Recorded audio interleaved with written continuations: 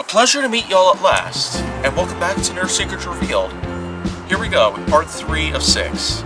Now here for part 3, this subject I feel like might become a little bit more competitive than necessary, but this is of course going to apply specifically to why Nerf is initiating self-competition between any of its own brands, any of its own lineups or sub-lineups. Whenever possible that we've had ourselves competition go on between different lineups that Nerf has made within the last 9 to 10 years.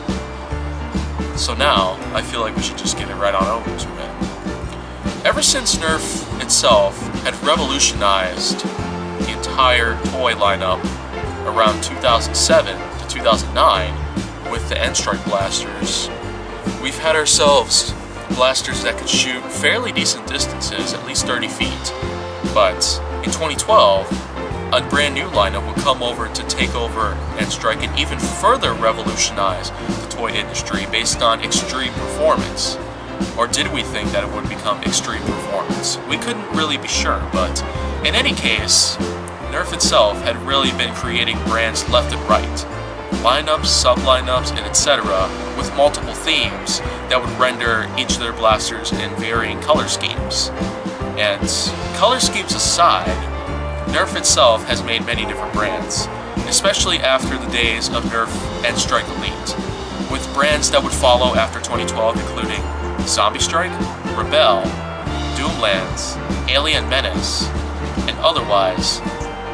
We've had ourselves many brands that would come along to show us exactly what kinds of products Nerf exactly could make.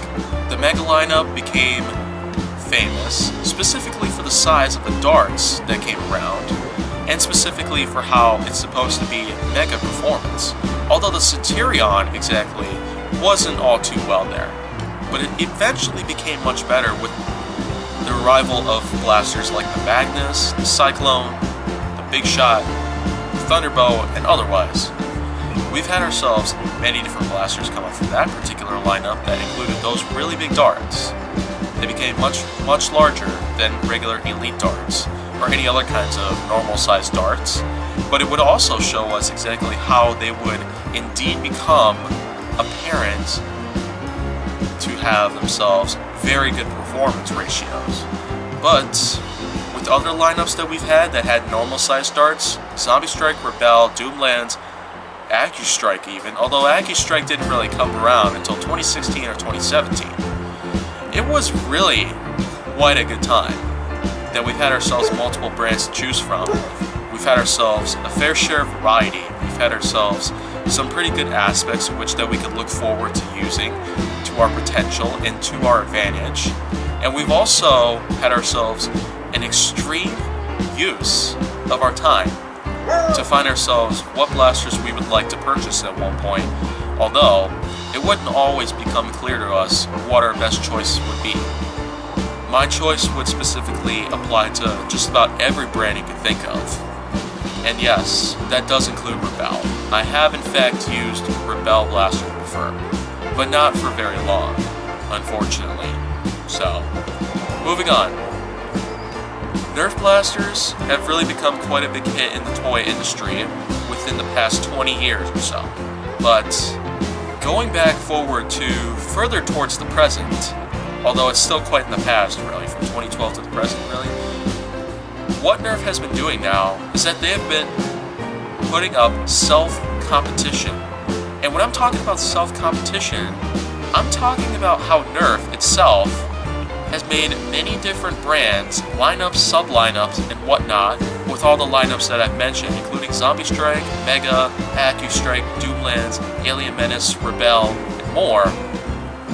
It's really become clear to us now that if Nerf itself is in fact trying to initiate self-competition with itself, then there's a surefire way that we could definitely suggest what Nerf could in fact try to be doing. If they are in fact trying to find out which brand or lineup would become the most popular. And that is of course hard to figure out, which could mean some debate would come in very soon, Because, after all, we've had multiple brands, multiple lineups, sub-lineups of which that have existed in Nerf's history throughout the 2010s that have actually achieved quite a lot of popularity. Because you can never find someone who doesn't have at least one blaster from just about every lineup imaginable. Or sub-lineup, of course. Because even I had myself multiple blasters from each and every one of these lineups. Also counting Rebel.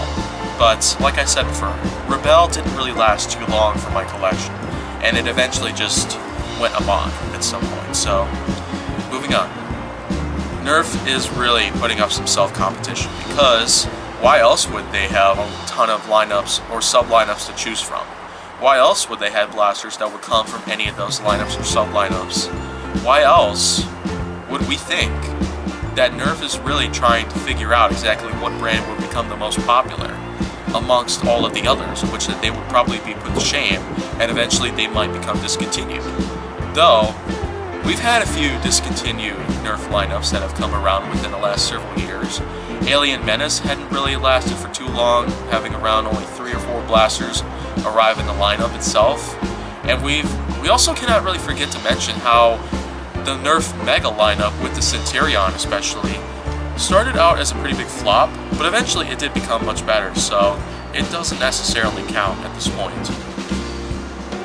But going back to self-competition, it's not really clear to us exactly why Nerf would want to initiate self-competition just to figure out which, out of any lineups they've made within the last several years, which one would be the best.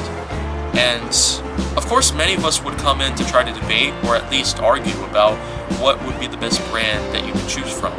So this would end up closing the case as to what brand itself Nerf has made that had indeed become the most popular within the 2010s. But now, since we are coming into the closing time of the 2010s, we are, in fact, going to have ourselves a new decade full of different bits and pieces of lifestyle and the like. So, it's not always going to be what we expect. But Nerf itself, we just can't really be super sure exactly what Nerf is trying to do, aside from trying to initiate self-competition, just by trying to figure out which lineup would be the most popular, which could end up scrapping any of the other lineups that Nerf has, or any of the sub-lineups. But necessarily, when Nerf would take down a lineup, a sub-lineup would naturally go along with it. But now, I can't really be sure exactly what brand would be the most popular, because all of the lineups that we've had, sub-lineups of course, they've achieved quite some popularity. And let's also not forget about some of the crossover lineups that we've had. If you've heard from one of my earlier episodes of Nerf Secrets Revealed, you would have heard about how crossovers between Nerf and other franchises have become quite a bit of popularity. Have become really popular. And now, just going forward from here on out, it's debatable exactly what brand Nerf has that would become the most popular, and thereby putting all of the others to shame. And eventually, it could possibly mean that they would also end up being scrapped. So, only a limited amount of lineups would exist. But once again, it's anybody's guess as to what could happen to Nerf lineups themselves. Any of them could win. Any of them could rise up to the top and put all of the others down in the rock bottom. So, from here on out, it could be anyone's guess. I won't really put up a guess, I'll only find out for myself which one of the brands would become the most popular. But until then, if you want to see more go down on my channel, make sure that you like, subscribe, comment, follow me on social media, and stay on the Hollywood side.